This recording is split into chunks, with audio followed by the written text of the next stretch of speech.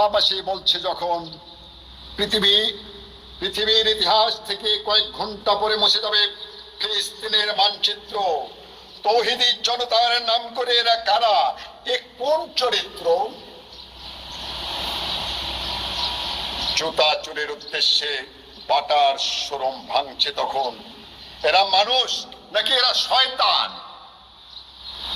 এই কি আমাদের চরিত্র? বিবেক যদি থাকে তোমার, বিবেক খরচ করো। অন্যায়কে অপরাধ বলো, পারলে যুদ্ধ করো। শয়তানের ধোকায় পড়ে দেশটাকে আর বিষ্ণাপুরে। এ দেশটা তোমার আমার জীবনের শেষ ঠিকানা। শয়তানের ধোকায় পড়ে দেশটাকে ধ্বংস করিস না, ধ্বংস করিস না। দিনকে দিন বলো, রাতকে বলো রাত, ধ্বংস নীলাগ করে এ তোমার কেমন প্রতিবাদ?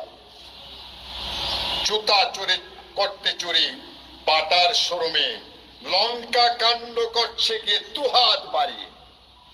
বুকে তোমার থাকলে তাগত, বেরিয়ে পড়ো, অস্ত্র হাতে নিয়ে যুদ্ধ করো ইহুদিদের বিরুদ্ধে, ফিলিস্তিনিদের পাশে গিয়ে।